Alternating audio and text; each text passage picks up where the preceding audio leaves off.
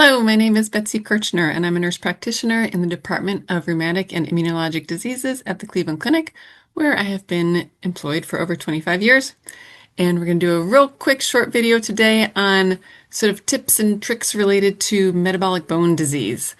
If you do metabolic bone disease full time, you probably know all of these, but if, like me and many of my colleagues, you do maybe 20, 25, 30% of your patients are metabolic bone, sometimes it's good to have these little reminders. So I did an informal poll of my colleagues, both where I work and around the country, and said, what are these little things that sort of have been helpful or that maybe, you need to be reminded of from time to time because they aren't like front of mind all the time. So just a handful of little things here real quick.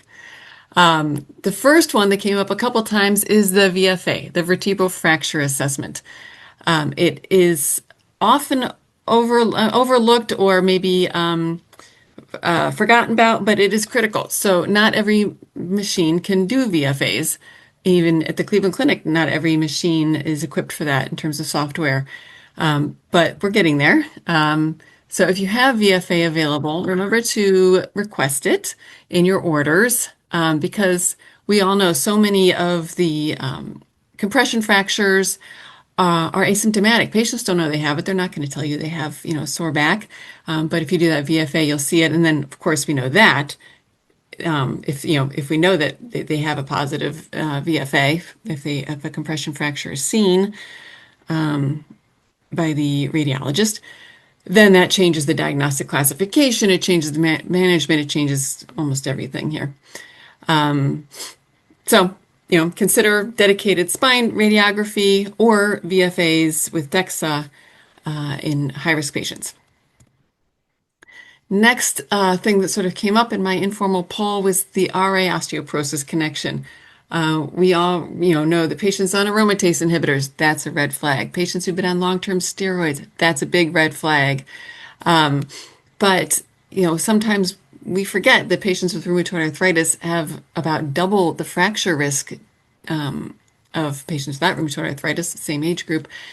And that's mostly due to inflammation-mediated bone loss or glucocorticoid use, and then sometimes even just the reduced mobility that can come along with active RA. So what can we do about that? Well, disease activity control with DMARDs helps preserve bone health by getting rid of that inflammation. And then also it's more of a just being aware that these patients require vigilant monitoring. They may require bone densities earlier than you would normally screen, that sort of thing. So we don't end up having to play catch up down the road with severe osteoporosis. We can hopefully prevent it or catch it very early. Okay, next, fracture liaison services. I hope you guys have these. They have been just amazing here where I practice. So this is, basically patients go in through the emergency room or wherever with a fracture, and then they're discharged, and the fracture is well managed. They're getting follow-up for that, PT, but then the osteoporosis check sort of falls between the cracks. So these fracture liaison services capture those patients. They're comprehensive programs. They do screening, treatment, education. Usually there's physical therapy involved. And in some studies, it is shown that these liaison services can increase medication initiation and adherence from 17% to 38%, an overall difference of over 20% just by having these in place, and therefore reduce subsequent fracture rates. So if you don't have a fracture liaison service, consider maybe starting one if that interests you. And if you do have one, make sure you take advantage of it. Next is something I've already touched on a little bit, glucocorticoid-induced osteoporosis. It requires proactive treatment. I think we all know that. What is interesting is that the ACR actually stratifies this risk. So they strongly recommend osteoporosis treatment for patients at moderate, high, or very high fracture risk receiving glucocorticoids with oral bisphosphonates as the first-line therapy, obviously, unless there's some sort of contraindication to that. So the interesting thing here is the stratification. I think we all know that patients on glucocorticoids need extra attention to their bone health. But if you look at the 2022 guidelines, I'm not going to read them here. It's the stratification, the risk stratification is different for adults less than 40 years old versus 40 or older.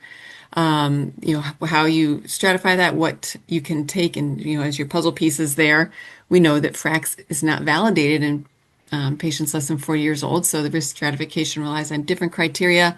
So take a peek at that. Look at sort of what construes very high fracture risk versus high versus moderate. I love that for patients on glucocorticoids, there is no low risk. And if you go to those guidelines, you will see all of this great information. What I will touch on here real quick, last thing, is that included in those guidelines are the FRAX adjustment for glucocorticoid dose. I am guilty of this. I do not always recall that you can use math to get a more accurate FRAX risk for patients who are on glucocorticoids.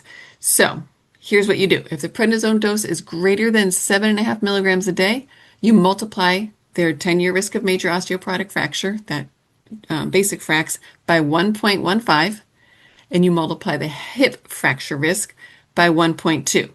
This will not accurately estimate risk for very high doses of prednisone, but for that 7.5 milligram, 10, 15, 20 milligram per day, you can use that math to get a more accurate fracture risk assessment. Two quick examples where the first one does not change the FRAX, but it's still more accurate. A 70-year-old man with PMR, FRAX is 12, hip FRAX is 1.5. He's on prednisone 10 milligrams a day. The plan is to taper to 5 milligrams over the next 4 to 6 weeks. So if you do that math, the adjusted FRAX goes from 12 to 13.8, still below the threshold to treat. The hip FRAX goes from 1.5 to 1.8, again, still below the threshold to treat. But this is better information for what if we can't wean them off prednisone? What if something else happens? What if there's another risk factor? It's a more accurate FRAX. Last example, then we're done, is a 70-year-old woman with COPD. FRAX is 15, hip FRAX is 2.8. She's on prednisone 7.5 milligrams a day as well, but she's unable to taper. For per pulmonary, because of comorbidities, whatever, she's going to be staying on this dose or close to this dose long term. The adjusted FRAX for her is 17.3, still below the threshold to treat. Her hip FRAX is 3.4, above the threshold to treat.